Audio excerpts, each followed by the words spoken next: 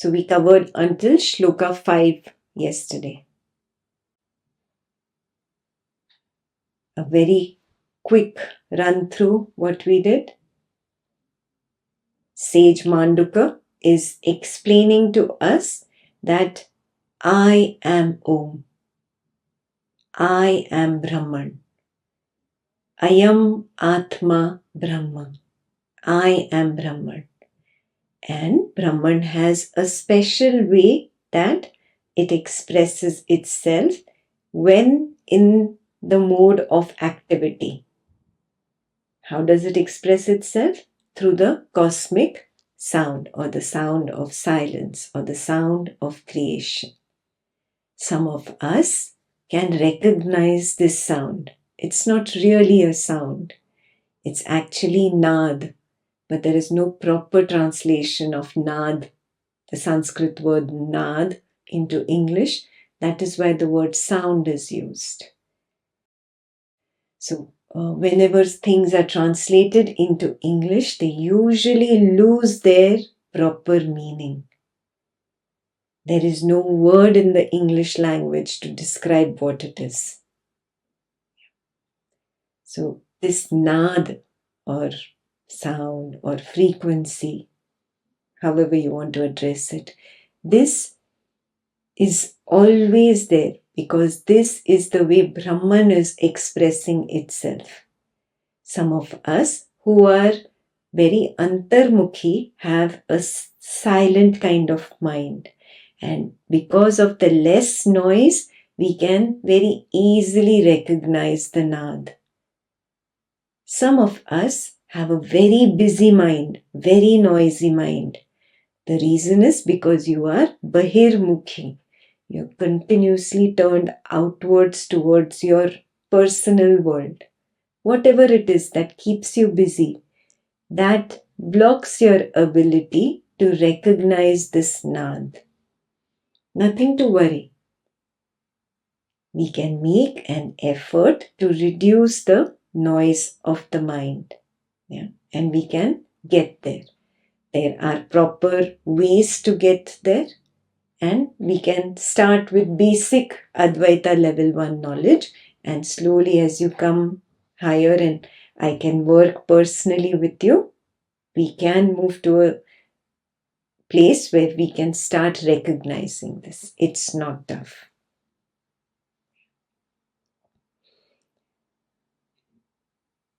So Mandukya explained, I am Om, I am Brahman. Brahman is equal to Om, is equal to me. And I recognize that I express myself as this cosmic vibration. It is not something else. I, Brahman, express myself as the waker consciousness. I, Brahman, express myself as the dreamer consciousness. It is me only playing a game with myself. I'm enjoying it. It's just the way that I work. There is no questioning there. That is the way I am. That is my field of activity.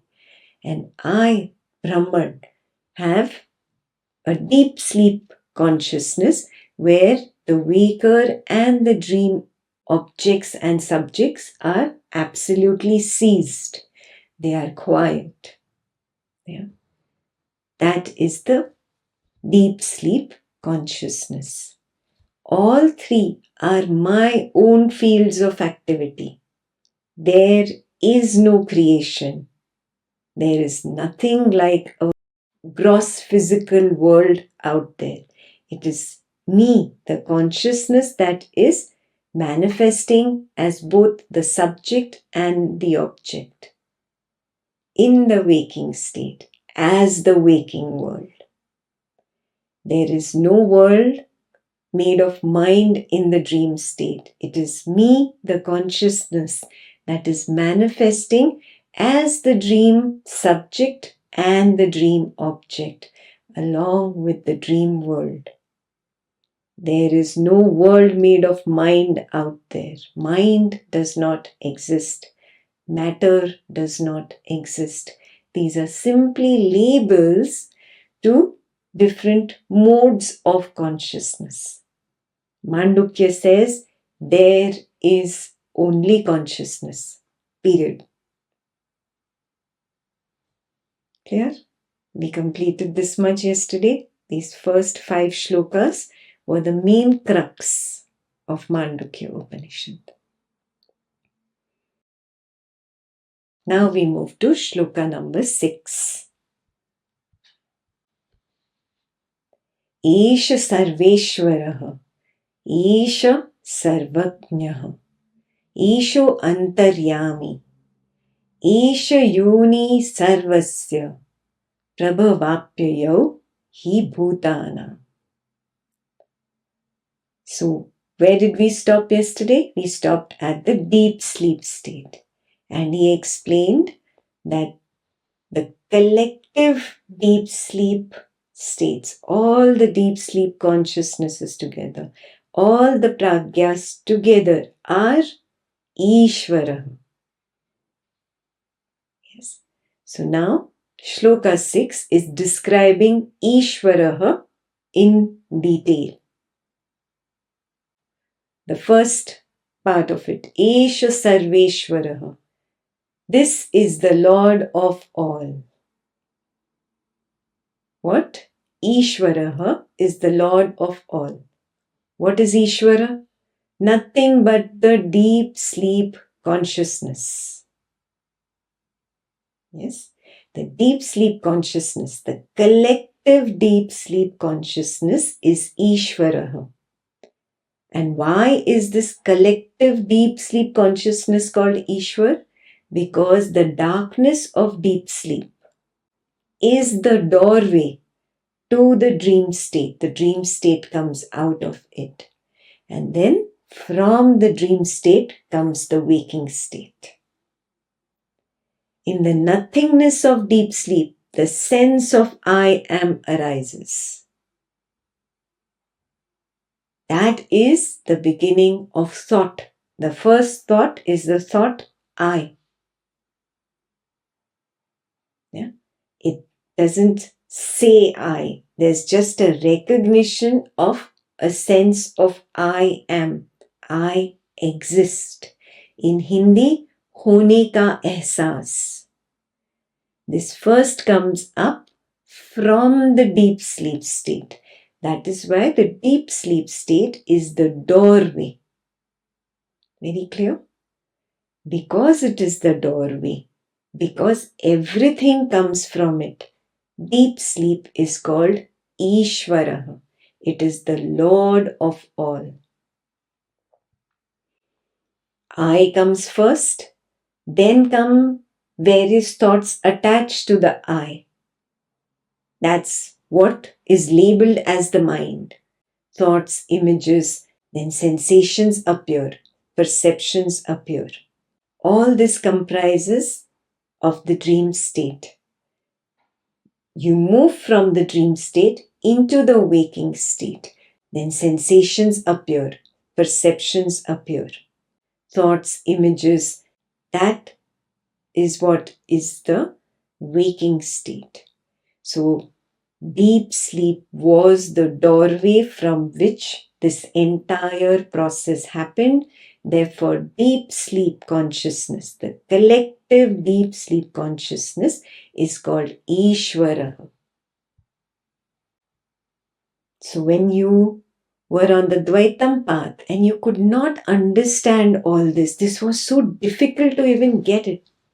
You didn't even know that you are the witness of the body-mind. You thought you were the body-mind. So when you were on the Dvaitam path, obviously it was impossible to explain this to you. So when you are not there yet, you are taught that God is in an idol or is a higher power. And if you are suffering, you pray to that God. Yes, this is the way to teach somebody who has not come to this level of understanding. Now, when you come to this level of understanding, you have to let go of the previous. Because it is so funny. I'm praying to my deep sleep state that tomorrow morning's dream and tomorrow morning's waking state, let it be better, please. How funny is that? So you mature when you come to Advaita. It's a natural maturity when you start recognizing this, and then rites and rituals shed off automatically. Not that you look down upon them, not that you develop a condescending attitude towards them. Not at all. You were there once. That is the path that got you up here. Yeah.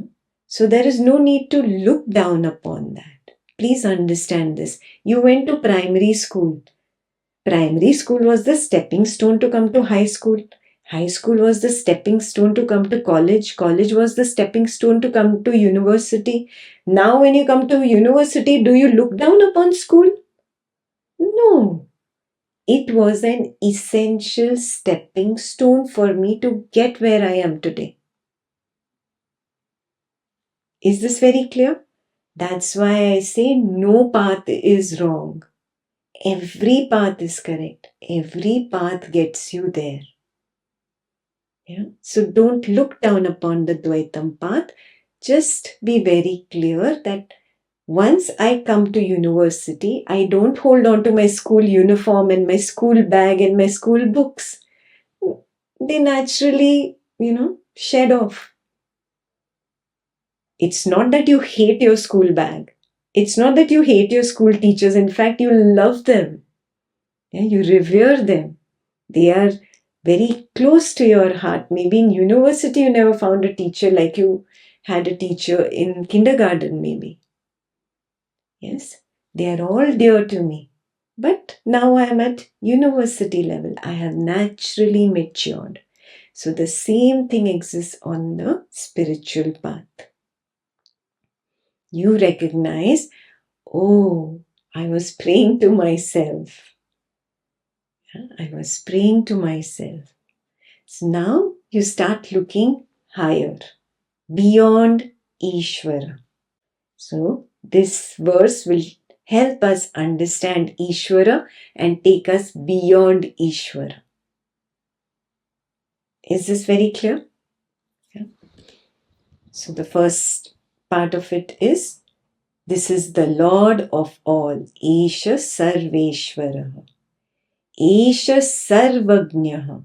It is all-knowing. Yeah. How is it all-knowing? Oh, because from this only the dream state came. From this deep sleep state only the waking state came up. So everything that is in my waking state has come from there. Yes. It is all-knowing. That deep sleep consciousness, the collective deep sleep consciousness is all-knowing. All my vasanas are there. All my good qualities, my gunas are there. Everything is there. It knows completely. It knows everything. So, all-knowing.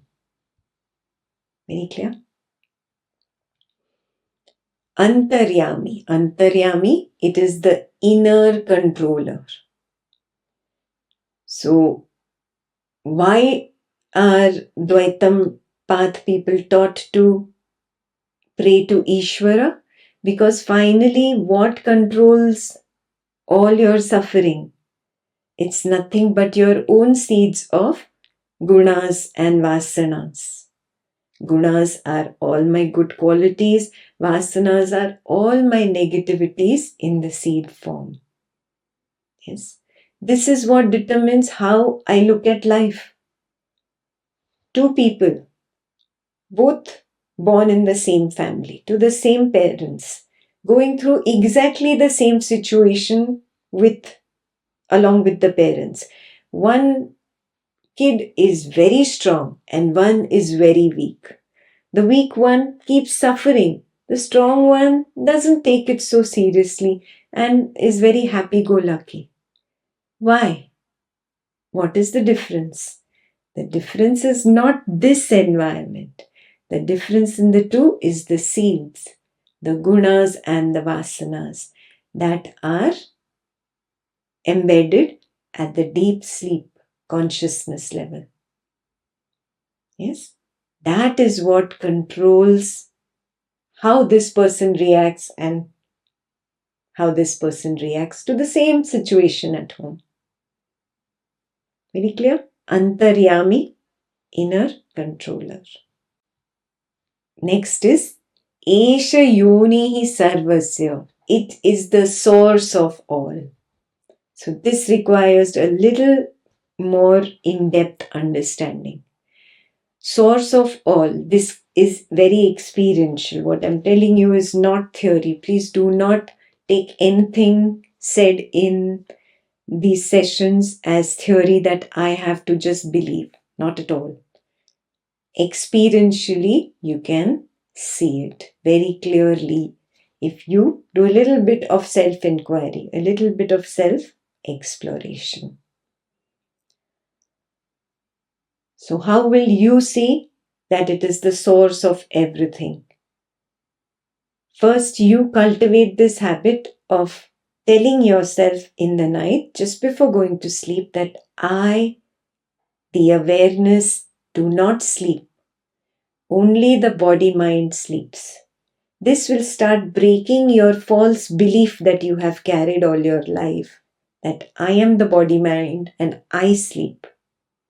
This is a false belief and this needs to break.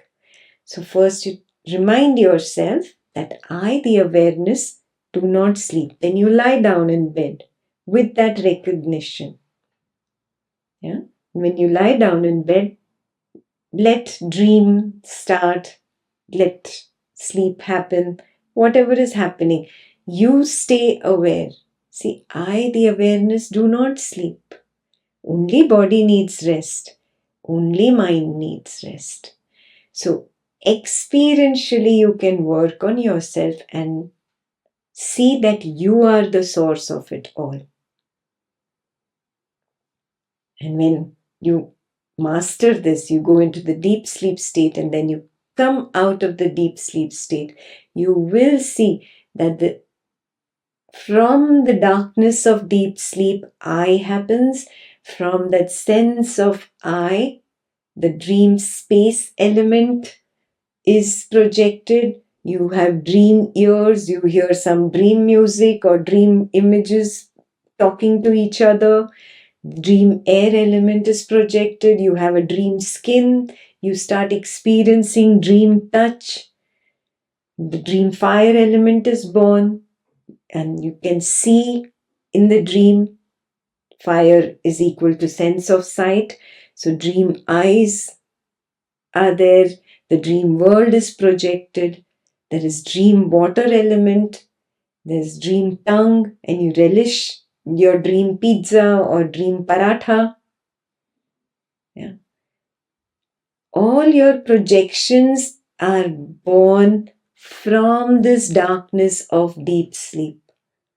You start seeing, oh, dream earth element is born. I have a dream nose. You smell and say, oh, very bad smell. What is this smell?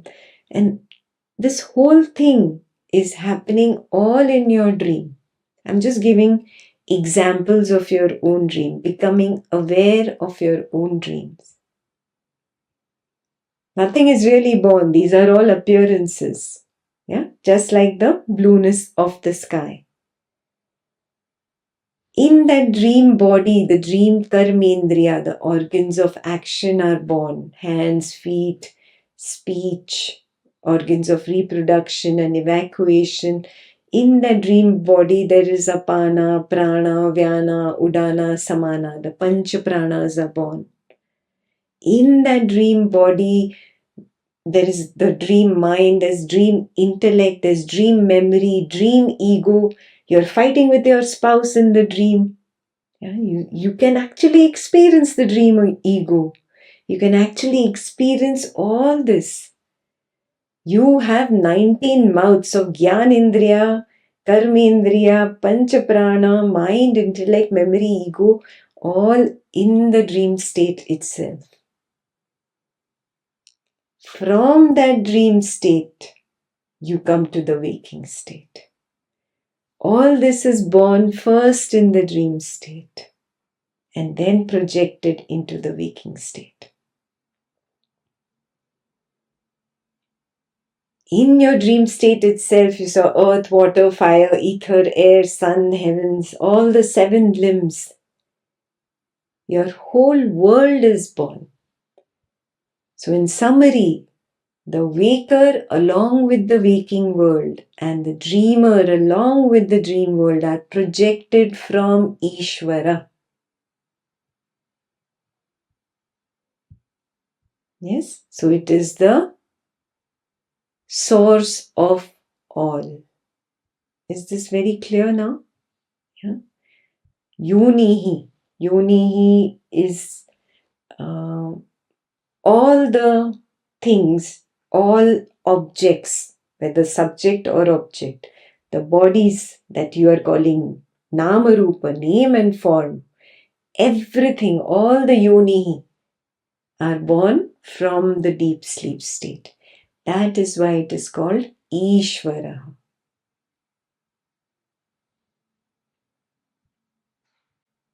Now praying to yourself will seem not very wise thing to do.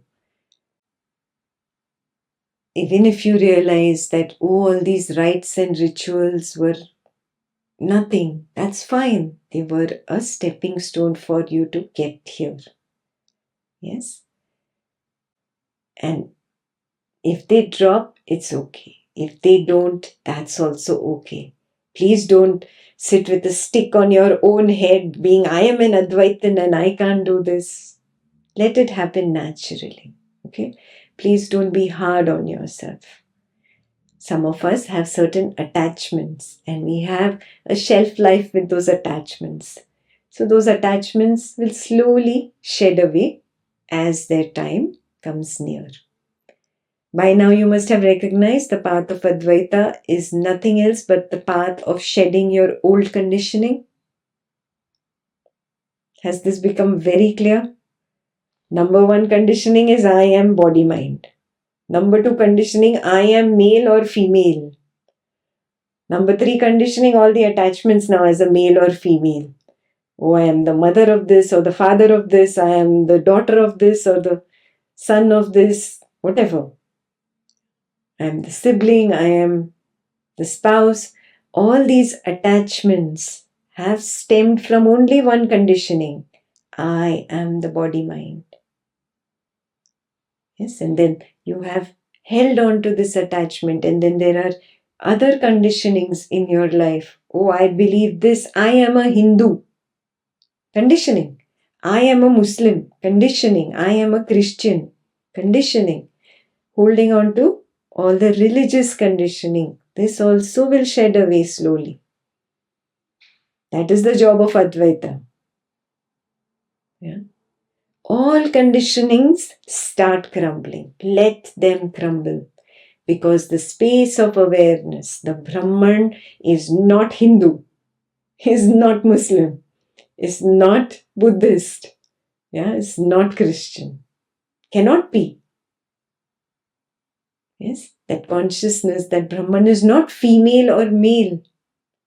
Cannot be. If you have to get to the highest recognition, naturally all these conditionings must drop. There is no other way. It's a one-way street. Either you proceed or you sit down. Stop. That's all that happens to you. You get stuck. You will never even be able to go back. Now that you've heard this, you will never be able to go back. You will pick up your Artika Thali and you will start doing worshipping and you will remember this. Oh my God, what am I worshipping? You can never go back also. Yeah? So the wise thing to do is to accept all conditioning that starts crumbling. And the ego will create its temper tantrums and all. How you take care of a little kid who starts screaming in the middle of Walmart, I want that red car right now. You take care of the kid, no? You handle the kid. You find a way to cajole him. You tell him, I'll give you ice cream if we quietly leave Walmart and go home now. Right? You find a way. You will have to do the same with your mind. Yeah. So all conditioning start dropping as you progress higher. Otherwise, you cannot progress higher. There's a block, and the block is your own conditioning, your own attachment. Yes. So become open and embrace all things that are ready to shed away. Let them shed away. It's okay. I, the Brahman, do not lose anything. I, the awareness, am always untouched.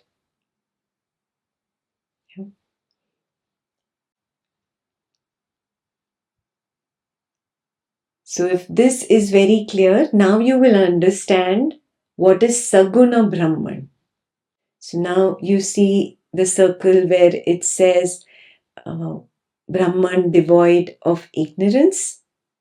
Yes. Vaishvanaraha, Hiranyagarbha, and Ishvaraha. These are the three forms of Saguna Brahman. What is Saguna Brahman? Brahman with attributes. Yeah? So Vaishvanaraha is the cosmic form of all the waking states together. That is Vaishvanaraha. Hiranyagarbha is the cosmic form of all the dream states together. And Ishvaraha is the cosmic form of all the deep sleep together.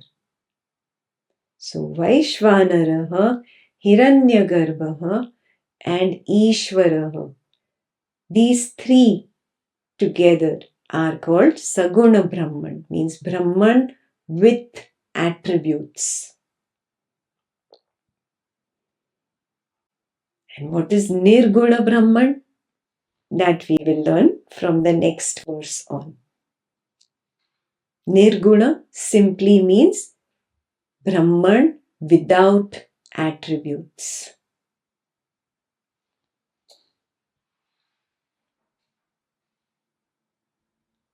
You've heard all these words before, Saguna Brahman and Nirguna Brahman. It is so experiential. It is so recognizable. Even if you don't recognize the cosmic form of all the waker consciousnesses, not required. You recognize your own waker consciousness right now. Right now is Vishwa. Do you recognize it? Is there anything that is outside your awareness? Everything is inside your own awareness. Everything. Even if you say, oh, I am here, I'm not even there, then how can I say I am this all-pervading awareness? And that here and there is also in your awareness. You are awareness, you are not the body-mind. You just made a googly shift. Stop playing googly with yourself. Yes? You are the space of consciousness, the space of awareness. Stay at the periphery. Don't lose your stand. When do you lose your stand? When your I suddenly becomes the body-mind. And then you say, I'm not all-pervading. I am here. I'm limited here. No. Your I just jumped to the wrong place. You played googly with yourself. Come back here. Yeah. I am the awareness in which there is the body-mind, in which there is all the other body-minds.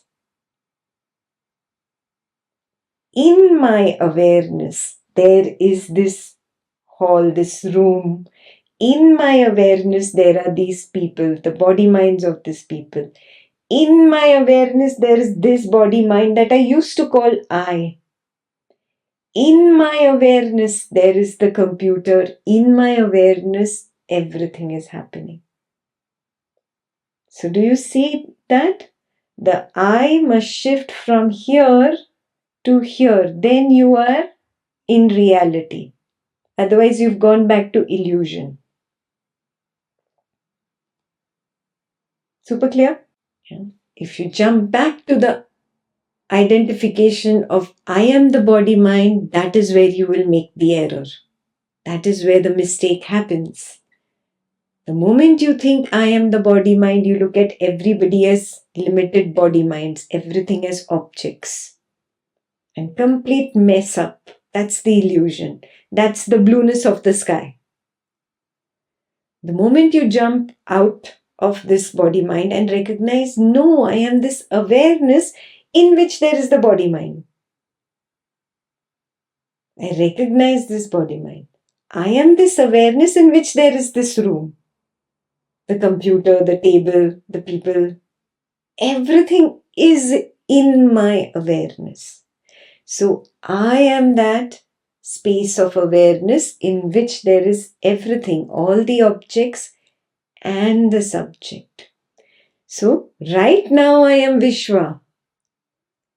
I won't become Vishwa after few years of practice of Advaita. No. Right now I am Vishwa. Very clear? Yes. Right now I am Saguna Brahman. Vishwa is one way that Saguna Brahman manifests itself. It's expressing itself as this waking world. When I lie down in bed and I go into the dreaming state, I am Taijasa.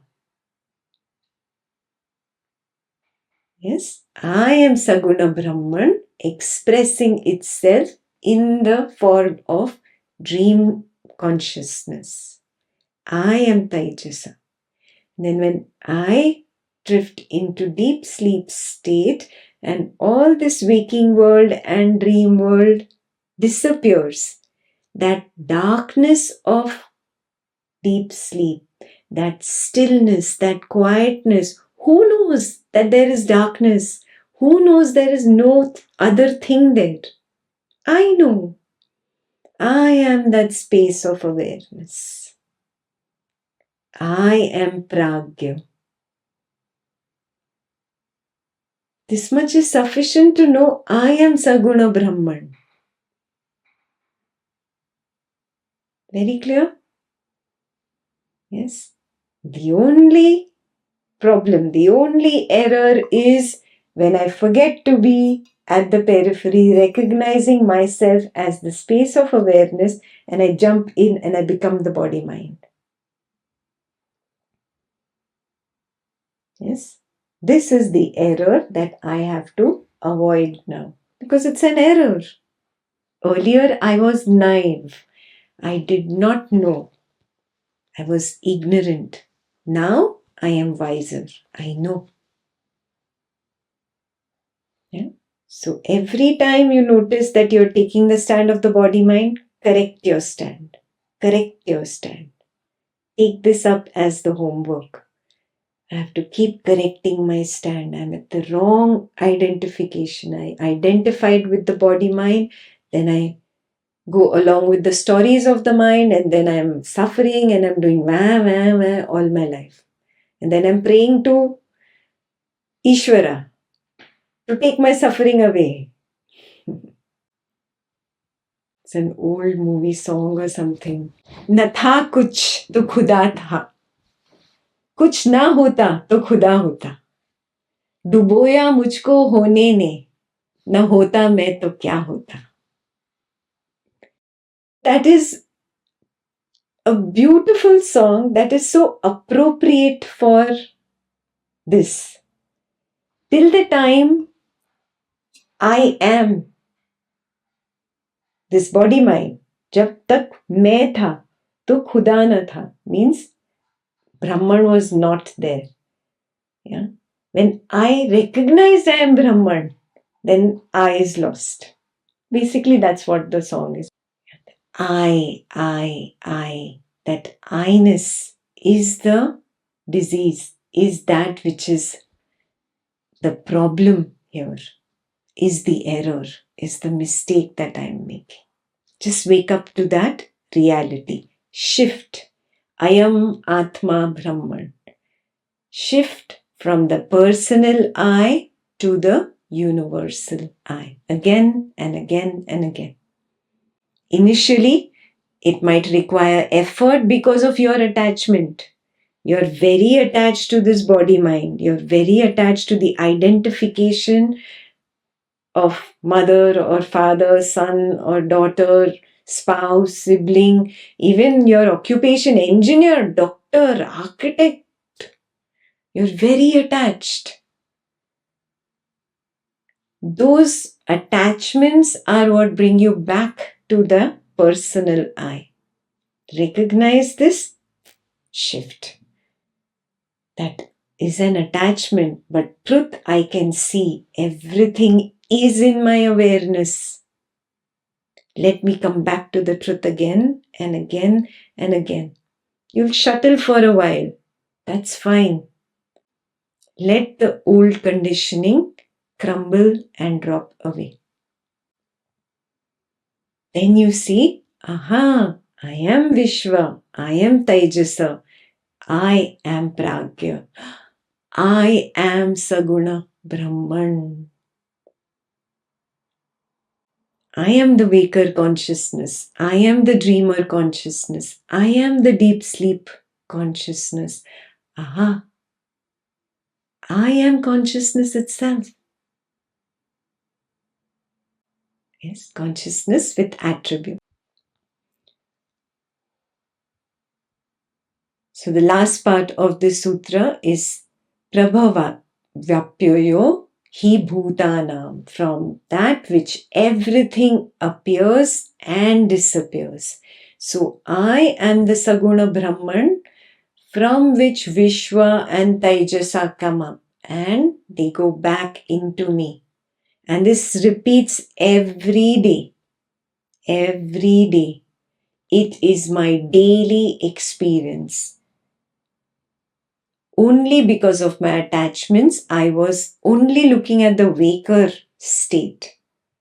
But now that I have been able to distance myself a little from the attachments and see I am awareness, I have become very clear that I am all three. I am not just the waking state. Waking, dreaming, and deep sleep all are emerging from me and disappearing back into me. That means there is something beyond the deep sleep. Because even deep sleep emerges out and goes back. Means there is something more. There is something more beyond the deep sleep. It is simply called the fourth.